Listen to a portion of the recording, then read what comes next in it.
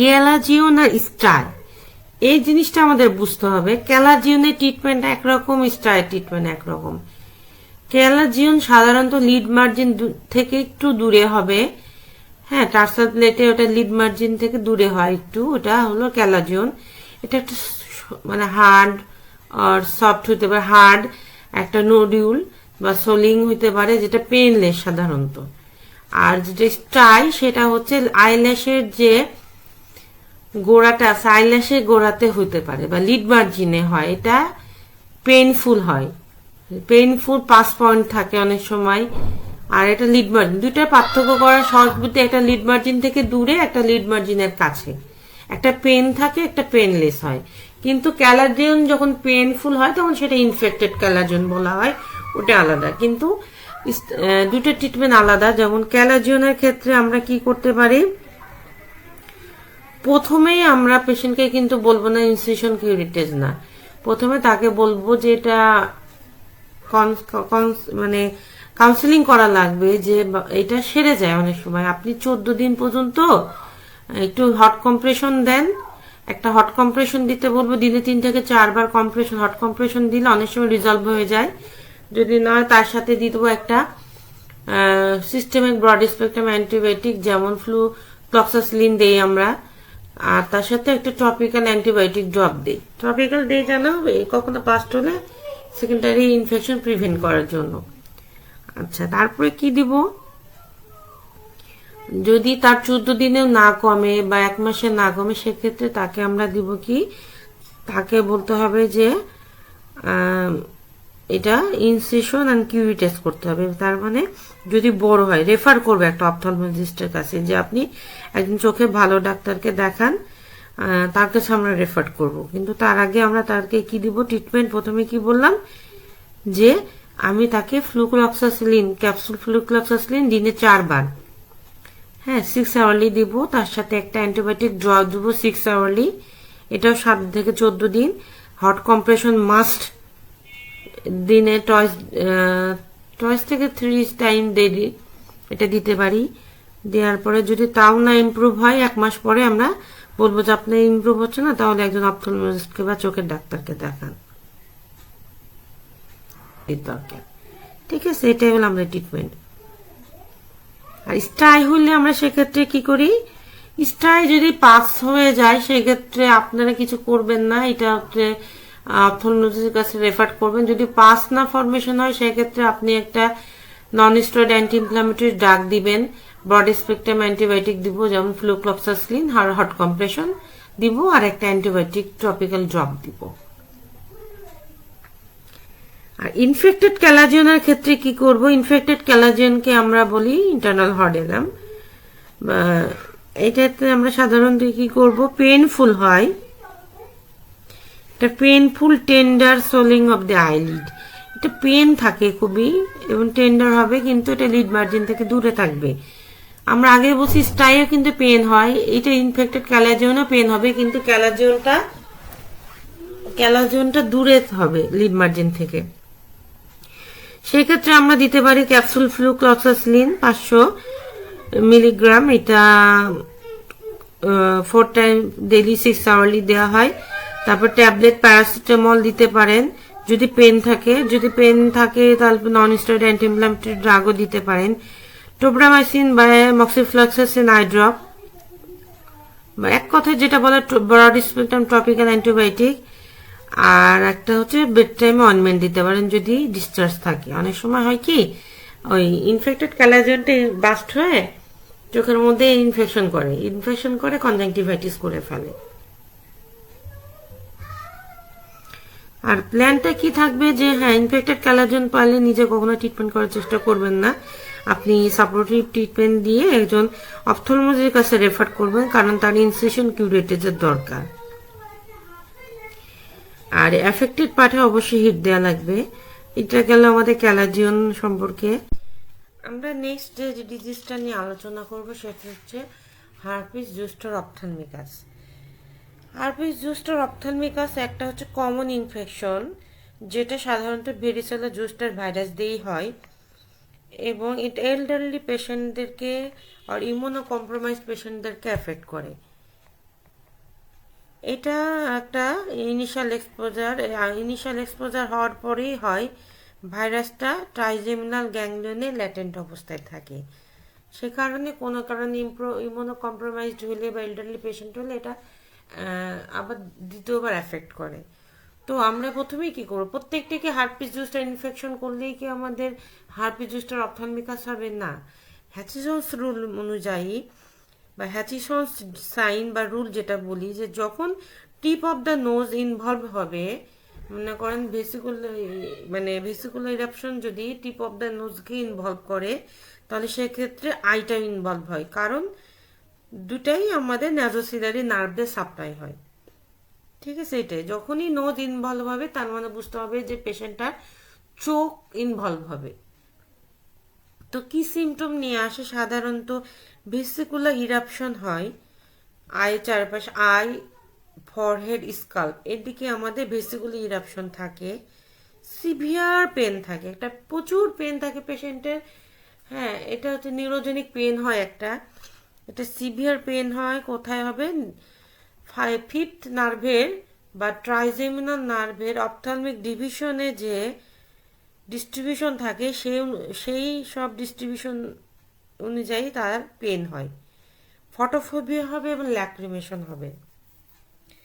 আমরা কি পাবো পেশেন্ট? আমরা সাধারণত পাবো লিডটাতে রেডনেস থাকে, ইডিমা থাকে, আর হচ্ছে ভেসিকুলার ইরাপশন থাকবে। কনজাংটিভাতে অ্যাকুট মিউকোপুরুলেন কনজাংটিভাইটিস থাকে। স্ক্লেরাতে থাকবে হচ্ছে এপিস্ক্লেরাইটিস এবং স্ক্লেরাইটিস থাকে। কর্নিয়া ইনভলভ যদি হয় সেক্ষেত্রে কি থাকবে?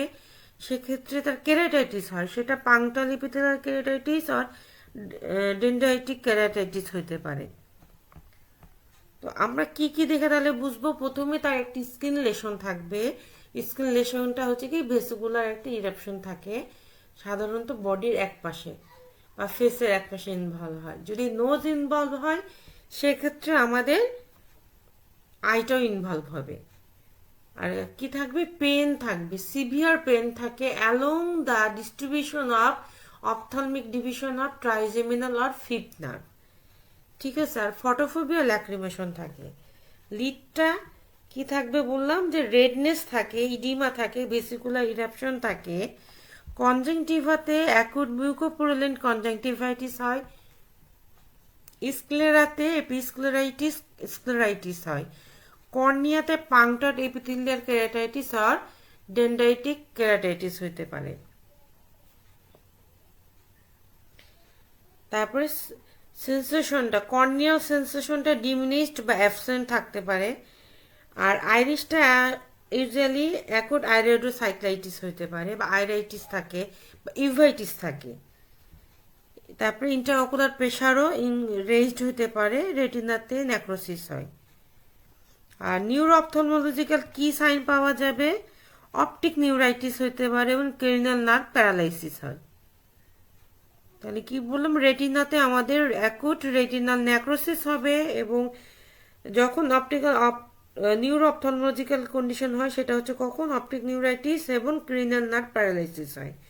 সাধারণত থার্ড, ফোর্থ অ্যান্ড সিক্সথ এই চারটা ক্রিনিয়াল নার্ভ তারা ইনভলভ করে তখন। ট্রিটমেন্ট কি দিব আমরা? ট্রিটমেন্ট হচ্ছে আমরা ওরাল অ্যাসাইক্লোভির দিতে পারি। ওরাল অ্যাসাইক্লোভির আমরা সাধারণত অ্যাসাইক্লোভিরও দিই বা ভ্যালাসাইক্লোভির দেই 1 গ্রাম বা 500 মিলিগ্রাম বা 1 গ্রাম টয়েস ডেইলি ফর 7 থেকে 14 ডেজ। ক্যাপসুল ফ্লুক্লক্সাসিলিন আমরা দিতে পারি যদি সিস্টেমিক ইনভলভমেন্ট থাকে সেক্ষেত্রে, বা সেকেন্ডারি ইনফেকশন হয়। পেনটা আমাদের রিলিভ করতে হবে। পেনটা হচ্ছে রিলিভ করা লাগে সাধারণত একটা স্ট্রং অ্যালানজেসিক বা প্যাথেডিন ইঞ্জেকশনও দেওয়া লাগে, এত পেন হয়। আর আমাদের দিতে হবে ক্যাপসুল প্রিগাবালিন 75 মিলিগ্রাম TDS 7 দিন। 7 দিন থেকে আমরা আসলে এটা একটা বলতে হবে পেশেন্টের কিন্তু একটু সাইড ইফেক্ট হয় প্রিগাবালিন। আমরা 75 বলতেছি, কিন্তু শুরু করা লাগবে 25 মিলিগ্রাম থেকে। 25 মিলিগ্রাম থেকে শুরু করবেন ডোজ, কারণ প্রিগাবালিনে সাইড ইফেক্ট আছে। হ্যাঁ, পেশেন্ট টলারেন্স খুব কম এটা। তো এটা 7 দিন থেকে 21 দিন পর্যন্ত দেওয়া যায়। তাছাড়া আমরা ইনজেকশনও দিতে পারি প্যাথিডিনে যদি ব্যথা হয়। আর একটা অ্যান্টিবায়োটিক অয়েনমেন্ট কর্টিকোস্টেরয়েড প্রিপারেশন দেবো স্কিন লেশন যদি থাকে, সেক্ষেত্রে আমরা একটা antibiotic corticosteroid preparation of skin ointment দিতে পারি। তারপর টপিক্যাল স্টেরয়েড দিতে হবে কর্নিয়ার ইনভলভমেন্ট যদি থাকে সেক্ষেত্রে। তারপরে অ্যাসাইক্লোভির 5% টপিক্যাল আমরা দিব অ্যাফেক্টেড সাইডে। যদি স্কিনের কোথাও অ্যাফেক্টেড হয় সেক্ষেত্রে আমরা অ্যাসাইক্লোভির অয়েনমেন্ট দিব। আর টপিক্যাল অ্যান্টিবায়োটিক দিব to prevent secondary infection, prevent করার জন্য একটা টপিক্যাল অ্যান্টিবায়োটিক ড্রপ দিব। যদি কেরাটাইটিস ডেভেলপ করে সেক্ষেত্রে মাইডাটিক্স যেমন অ্যাট্রোপিন আর হোমাট্রোপিন আই ড্রপ 8 আওয়ারলি দিব 7 ডেজের জন্য। আর সিস্টেমিক স্টেরয়েড দিব কিসের জন্য দিব? সিস্টেমিক স্টেরয়েড আমরা ট্যাপারিং ডোজে দিব। আমরা জানি সিস্টেমিক স্টেরয়েড ট্যাপারিং ডোজ দেওয়া লাগে এবং মর্নিং ডোজ হিসাবে দেওয়া লাগে। এটা দেওয়া হয় কিসের জন্য? যে পোস্ট হারপেটিক যে নিউরালজিয়া হয় সেটা রিডিউস করার জন্য, to reduce the severity of post herpetic neuralgia. Optic neuritis prevent করার জন্য, ক্রনিয়াল নার্ভ পালসি এটা যদি হয় সেক্ষেত্রে আমরা সিস্টেমিক স্টেরয়েড দিব। আর্টিফিশিয়াল টিয়ার দিব কখন? যখন মনে করেন যে নিউরোট্রফিক আলসার ডেভেলপ হয় সেক্ষেত্রে আমরা আর্টিফিশিয়াল টিয়ার দিই। ঠিক আছে, এটা হলো আমাদের ট্রিটমেন্ট। যদি হয় মনে করেন পেশেন্ট ইমপ্রুভ না হয় সেক্ষেত্রে আমরা অপথলমোলজিস্টের কাছে রেফার করব। তাকে অবশ্যই 7 দিন পর আসতে বলতে হবে। আর হ্যাঁ, ভিটামিন B12 সাপ্লিমেন্ট দেওয়া লাগবে, অবশ্যই ভিটামিন B12 সাপ্লিমেন্ট দেবেন একটা। আচ্ছা, নেক্সট যেটা আমরা করব সেটা হচ্ছে অরবিটাল সেলুলাইটিস নিয়ে। তো অরবিটাল সেলুলাইটিস এটা একটা অকুলার ইমার্জেন্সি। তো অকুলার ইমার্জেন্সিগুলো আমাদের ডিল না করাই বেটার। তারপরে আমি বলে রাখবো যে আপনি কিভাবে বুঝবেন অরবিটাল সেলুলাইটিস কি আর কিভাবে কি করা হয়। মনে করেন যে একটু কিছু তো পেশেন্টকে প্রেসক্রিপ প্যাডে লেখা লাগবে যেন পেশেন্ট একটু মেন্টালি অ্যাসুরেন্স হয়। তো সেক্ষেত্রে কিন্তু আপনার মাইন্ডে রাখা লাগবে যে এটা অবশ্যই একটা ocular emergency, so I have to refer it to an ophthalmologist. ঠিক আছে, তার আগে আমরা জেনে নিই যে অরবিটাল সেলুলাইটিসটা কেন হয় বা কি। তো এটা সাধারণত ইয়াং বা চাইল্ড বা ইয়াং অ্যাডাল্টদের হয়। যদি সাইনাস ইনফেকশন বা সাইনোসাইটিস থাকে এটা থেকে অরবিটাল সেলুলাইটিস হইতে পারে। পেনিট্রেটিন অরবিটাল ইনজুরি এগুলো থেকে হইতে পারে। ডেন্টাল বা নেজোফ্যারেঞ্জিয়াল ইনফেকশন থেকে হতে পারে। পজিটিভ অর্গানিজম জানি যেটা যে স্ট্রেপ্টোকক্কাস নিউমোনিয়া, তারপর হলো স্টাফাইলোকক্কাস অরিয়াস, স্ট্রেপ্টোকক্কাস পায়োজেন্স, এগুলোর থেকে হয়। তো আমরা জানি এটা হলো সিমটম সাধারণত হয় সাডেন অনসেট হয়। সাডেন অনসেট একটা ইউনিল্যাটারাল সিভিয়ার পেন থাকে and swelling of the lead. খুবই হঠাৎ একটা লিড সোয়েলিংটা হবে এবং পেন হবে। Sudden onset of severe pen and swelling of the eyelid, এটা সাধারণত ইউনিল্যাটারাল হয়। ডিপ্লোপিয়া ডেভেলপ করবে কারণ সেলুলাইটিসের কারণে অকুলার মুভমেন্টটা লিমিটেশন হয়, এই কারণে ডিপ্লোপিয়া ডেভেলপ হয়। ল্যাক্রিমেশন হবে অ্যান্ড ফোটোফোবিয়া হবে। তারপরে কি থাকে? আর ফিভার থাকে, হেডেক থাকে, নৌশিয়া থাকে, ভমিটিং, ম্যালাইজ অ্যান্ড প্রস্টেশন থাকে। এবং এটা কি? এটা হচ্ছে ইউনিল্যাটারাল একটা প্রপটোসিস হয়, ইউনিল্যাটারাল প্রপটোসিস, এবং এটা চাপ দিয়ে আপনি ভিতরে দিতে পারবেন না। অন্য প্রপটোসিস হচ্ছে রিডিউসেবল হয়, কিন্তু এটা ইরিডিউসেবল, মানে এটা চাপ দিয়ে আপনি ভেতরে ঢুকাইতে পারবেন না। এটা হচ্ছে অরবিটাল সেলুলাইটিস। তো অরবিটাল সেলুলাইটিস সম্পর্কে আমরা জানলাম। তো সাধারণত এটা অপথলমোলজিস্টদেরকে রেফার করা হয়, কিন্তু ম্যানেজমেন্ট হচ্ছে ইমিডিয়েট হসপিটালাইজেশন করতে